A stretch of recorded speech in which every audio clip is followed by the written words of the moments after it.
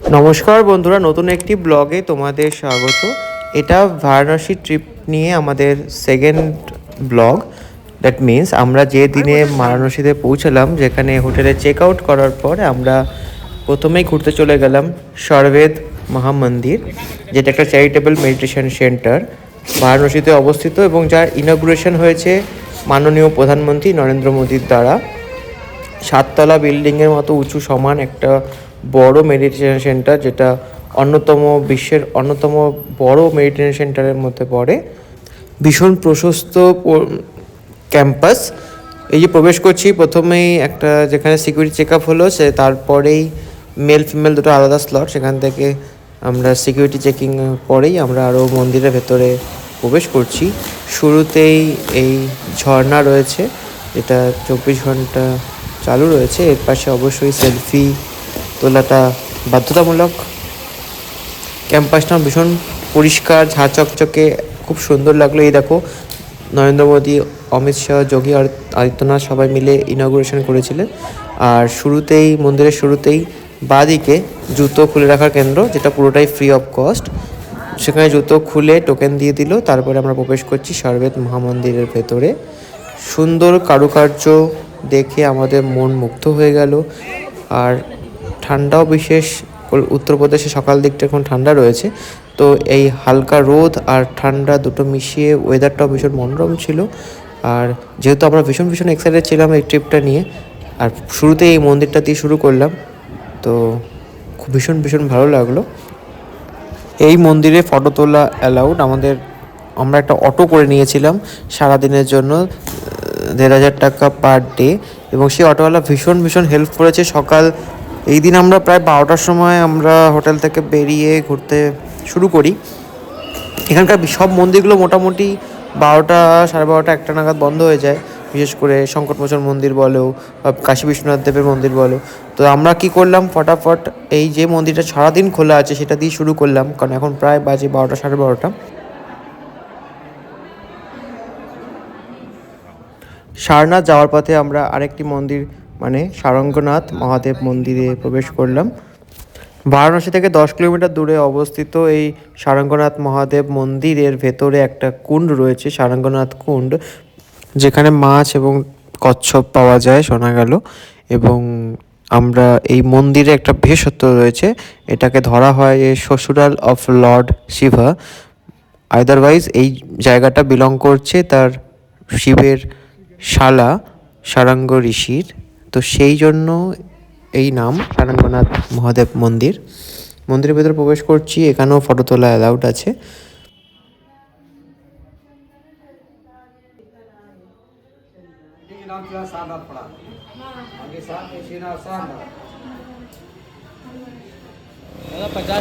দেন আমরা চলে গেলাম Sarnath temple, Sarnath Buddhist temple. টেম্পলের বাইরে অনেক শপ রয়েছে, যেখানে অনেক বুদ্ধিস্টদের জিনিসপত্র, বেশ আকর্ষণীয় জিনিসপত্র বিক্রি হচ্ছে। তা একবার চোখ বুলিয়ে নিয়েই আমরা ফটাফট প্রবেশ করছি সারনাথ টেম্পলের ভেতরে। तो सर आपने सुना होगा, पढ़ा होगा, गौतम बुद्ध ने पहला सरमन अपने 5 शिष्यों को यही सारनाथ में ही दिया। उन 5 शिष्यों का नाम अश्वदीप, महानामा, कंड, भद्र, बप्पा।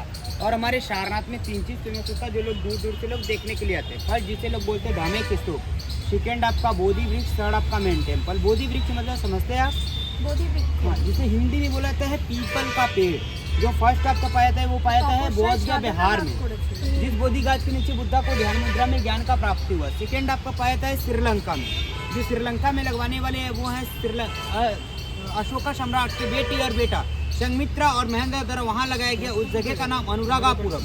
जो रियल बोधि वृक्ष का थर्ड ब्रांच हमारे सारनाथ में लाके लगाने वाले हैं वो है श्रीलंका के मोंग भिक्षु अनागारिका धर्मपाल। उनके द्वारा 1964 में पूरे वर्ल्ड का तीसरा ब्रांच, रियल बोधि वृक्ष का थर्ड ब्रांच हमारे सारनाथ में लगाया है। तो आपको वहाँ ले जाकर एक्सप्लेन करेंगे, सुनने में भी अच्छा लगेगा। फर्स्ट है लुम्बिनी नेपाल, चलते हुए एक्सप्लेन करते हैं। फर्स्ट लुम्बिनी नेपाल, जहाँ पर गौतम बुद्ध ने फर्स्ट का जन्म। सेकंड प्लेस है हाँ कपिल वस्तु में लुम्बिनी, ध्यान से सिस्टर थी गौतमी प्रजापति, गौतम की मासी ने गौतम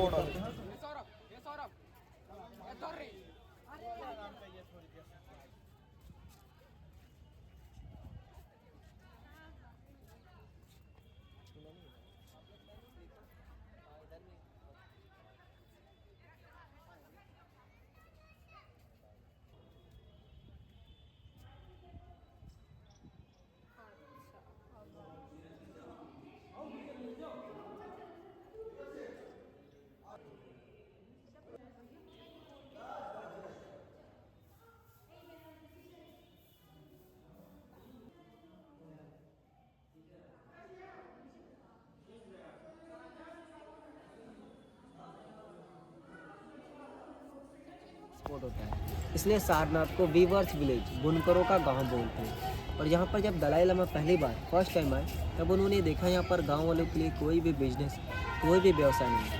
प्रेजेंट टाइम में पता करेंगे तो आज भी यहाँ पर गवर्नमेंट के द्वारा कोई भी बिजनेस, कोई भी व्यवसाय नहीं है। तो दलाई लामा ने यहाँ के गांव वालों को 1032 हैंडलूम डोनेट किए, जिनसे बनारसी साड़ी और सूट बनाए। और प्रेजेंट टाइम हमारे बनारस के सांसद हैं नरेंद्र मोदी, उन्होंने मैम सारनाथ को अडॉप्ट किया, क्योंकि जो प्राचीन कला है वो पावर लूम को जैसे धीरे धीरे विलुप्त होने लगी। इसी वजह से मोदी जी ने सारनाथ को अडॉप्ट किया और यहाँ के व्यूवर्स को बढ़ावा देने के लिए, उनके व्यवसाय को बढ़ावा देने के लिए उन्होंने भी 7000 हैंडलूम और डोनेट किए। जिससे देखेंगे तो आज सारनाथ के हर एक घर में, हर एक गाँव में केवल विविंग का काम होता है। लेकिन पहले लोग गाँव में नहीं जा पाते थे, इसलिए दलाई लामा और गवर्नमेंट के द्वारा एक कोऑपरेटिव खोला गया, सोसाइटी, जहाँ पर ग्रामीण लोग विविंग करने के बाद डिपॉजिट करते हैं, जमा करते हैं। जो बड़े बड़े सेठ महाजन व्यापारी होते हैं वो यहीं सोसाइटी से ही ले जाते हैं। सोसाइटी में गवर्नमेंट के द्वारा कोई जीएसटी, कोई टैक्स नहीं। जब यहाँ से व्यापारी लेकर जाते हैं तब अपना जीएसटी ऐड कर सेल करते हैं। और आपको भी पता है कि बनारसी साड़ी बनाने में टाइम लगता है, किसी को 10 डेज़, किसी को 15, तो किसी को 1 मंथ ही लगता है, क्योंकि टोटल हैंडमेड होता है, इसलिए कॉस्टली होता है। चले मैम।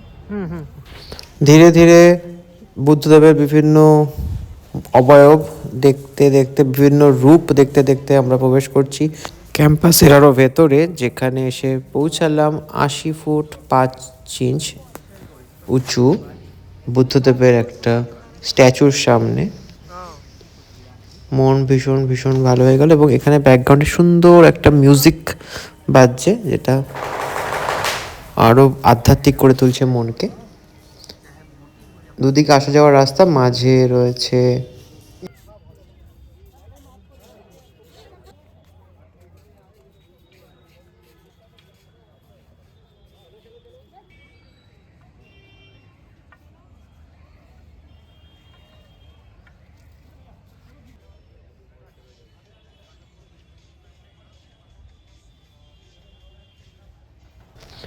দীর্ঘ পথ হাঁটা চলার পরে অবশ্যই একটু গলা ভিজি নেওয়ার পালা। ফ্রেশ ডাব বিক্রি হচ্ছিল 80 টাকা পার পিস। ভীষণের ভেতরে সুন্দর, ডাবের জলটা এত মিষ্টি ছিল, ভালো ছিল, এবং তার সাথে ভেতরে মালাইও পেলাম, উপরি পাওনা, এবং সেটা পরে আমাদেরকে ভালো করে কেটে দিল। খুব সুন্দর লাগলো এবং খিদেও পাচ্ছিল, অবশ্যই এটা দরকারও ছিল নিজেদেরকে রিফ্রেশ করে নেওয়ার জন্য।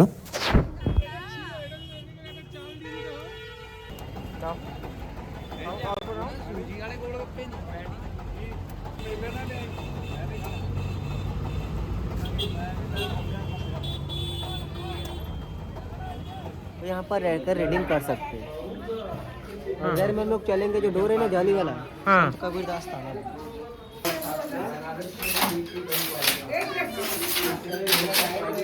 ये देखिए बनारसी साड़ी बना रहे हैं। पहले डिजाइन का ग्राफ पेपर बनाया जाता है, उसके बाद पंच काट में जो होल है वो डिजाइन का है।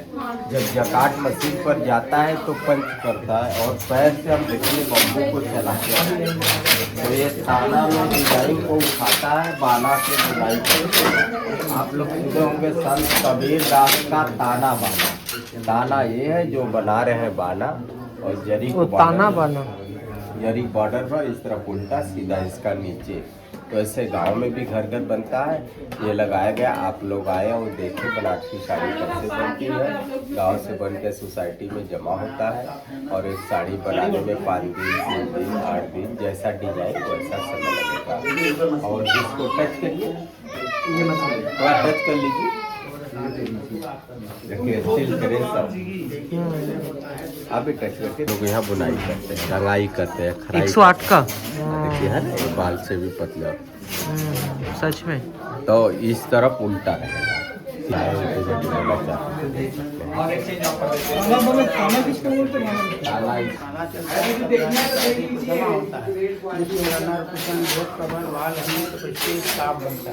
और इसको टच करके और सेल करिए, टच कीजिए। सेलर आते हैं, सब लोग खड़े जाते हैं, उसी रेट में प्रचार के तौर पर आप लेते हैं। पान से हमने शुरू किए हैं, और पान से खत्म। हमारे बनारस के अंदर ना तो पान होता है, ना तो सिल्क है। बनारस के सारे बनारस ঘুরতে বেরোবে আর ডোনা গুড়িয়া দুজনে মিলে ফুচকা খাবেন, এরা কোনো দিনই হতে পারে না, এটা অসম্ভব। সেটাই। এবং এখানকার ফুচকা একবার চেখে দেখারও দরকার ছিল। দাম খুবই চিপ লাগলো, 20 টাকায় 6টা, তো দুর্দান্ত। ওরা স্লো স্লো ওরা খাবে, ওদেরকে দিয়ে দেবে পাতলা পপু।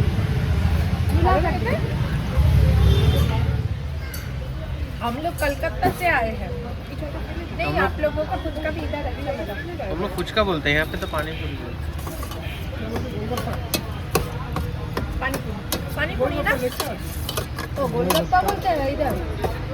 कम लगेगा बता दीजिए।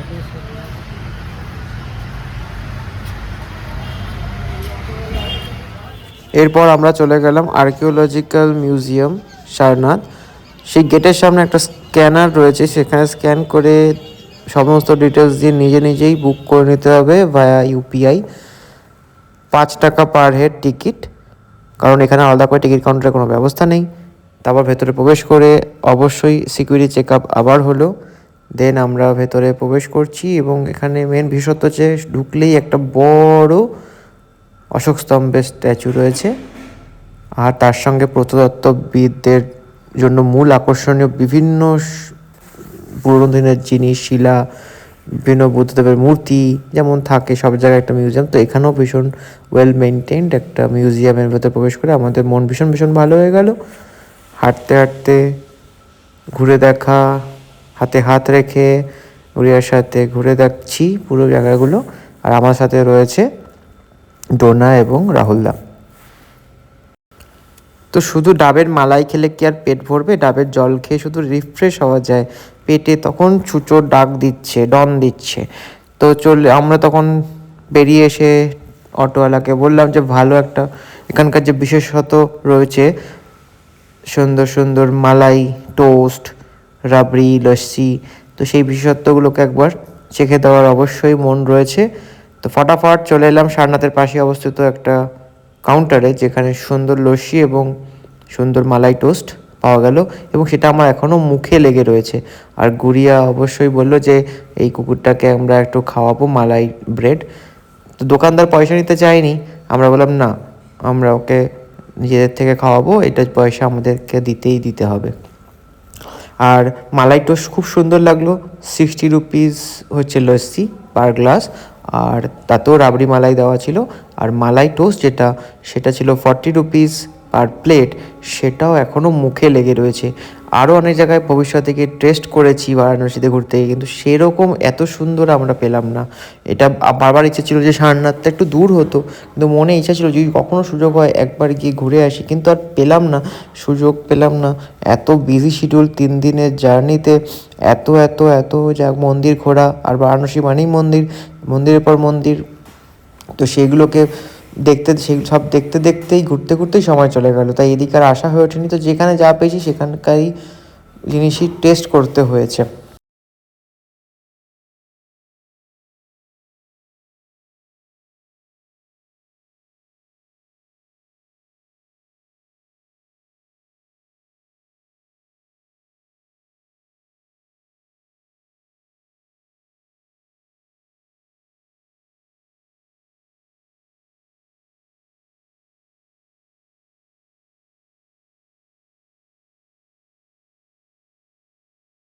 आप लीजिए पहले। आराम से है ना। তোমার ওটা দায়িত্ব দিচ্ছে তো ধরো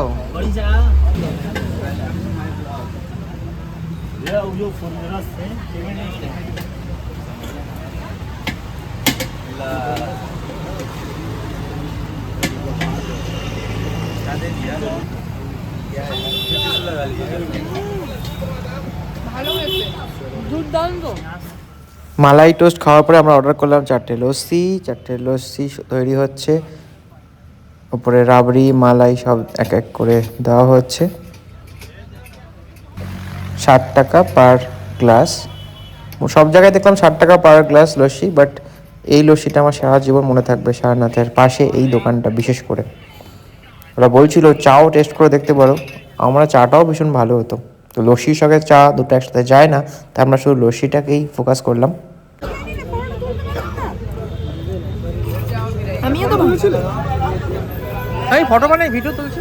আমরা তো খেতে ব্যস্ত। আমি আবার বলতে দাদা ডাকছে, ওরা খেতে পাচ্ছে না সেই জন্য আমাদেরকে ডাকছে। হ্যাঁ, আর দাঁড়াবি না, আমরাও খেয়ে নেবো এবার। আর খাবো কি আমরা? লস্যি খেতে খেতেই প্রায় 4টে বাজতে থাকলো। আমাদের টেনশন রয়েছে তাড়াতাড়ি করে পৌঁছাতে হবে আমাদের দশাশ্বমেধ ঘাটে, কারণ ওখানকার যে সন্ধ্যা আরতি হয়, গঙ্গা আরতি সন্ধ্যাবেলায়, সেটা সব থেকে সুন্দর দেখার মতো হয়। এবং যত তাড়াতাড়ি আমরা পৌঁছাবো তত তাড়াতাড়ি কাছে সিট পাবো, সেই টেনশনটা কাজ করছে। এবং ড্রাইভার আলা বারবার বলছে তাড়াতাড়ি চলো তাড়াতাড়ি চলো। দেখো অলরেডি আমরা বাজে প্রায় 5টা তখন পৌঁছাই, অলরেডি ভিড় জমতে শুরু করেছে, সামনের সারির সমস্ত সিট ভর্তি। আমরা ভাবছি কোথায় গিয়ে বসবো কোথায় গিয়ে বসবো। অনেক সন্ন্যাসীরা পাশে বসে রয়েছে এবং তোমাকে আশীর্বাদ করলে তাকে দক্ষিণা দিতে হবে। এবং ধীরে ধীরে কোনো রকমতে কাজ দেখে খুব সন্তর্পণে পৌঁছাচ্ছি। আর টেনশন রয়েছে যে নিজেদের পার্সোনাল বিলঙ্গিংস মানে মোবাইল পার্স সব সাবধানে রাখতে হবে, এত ভিড়। এবং এই ভিড়টা আরও বেড়ে যাবে যখন সন্ধ্যাবেলায় আমাদের গঙ্গা আরতি শুরু হবে। গঙ্গা আরতি ভিডিও আমাদের নেক্সট ব্লগে আসছে, তোমরা দেখতে থেকো, সেটাও ভীষণ ভীষণ মনোমুগ্ধকর হবে। পাশে একটা চাচা বসে আছে, মানে পণ্ডিতজি বললো এখানে বসো, 100 টাকা দিতে হবে প্রত্যেকের পার মাথা পিছু, কারণ এখানে বসতে উনি দেবেন। এবং সেটা একটা উঁচু ঢিবি মতো করা আছে, যেখান থেকে আমাদের গঙ্গা আরতি দেখতে ভীষণ ভালো লাগবে এবং খুব সুন্দর দেখতে পারবো। গঙ্গার হাওয়া দিচ্ছে, এখানে দুরকম অপশান রয়েছে, সামনের সিটগুলোতে বসে গঙ্গা দেখতে পারো, আর না হলে কিছু লোক বলছে যে নৌকায় চলে যাও, নৌকা থেকে তখন একদম মুখোমুখি বসে নৌকা মানে গঙ্গার দিক থেকে তুমি আরতিটা দেখতে পারবে। তো আমরা রোনা বললো যে গঙ্গার দিক থেকে অনেক আগেবার নাকি কখনো দেখেছিল, তাতে খুব ছোট এবং দূর থেকে দেখা যায়, তো সেই জন্য আমরা সেটা প্রেফার করলাম না। তো গঙ্গা আরতি নিয়ে ভিডিও আমরা কি ডিটেলস সমস্ত কিছু নেক্সট ভিডিওতে দেবো। এবং ততক্ষণ পর্যন্ত এই ভিডিওটা কেমন লাগলো লাইক শেয়ার সাবস্ক্রাইব করে নিও চ্যানেলটি।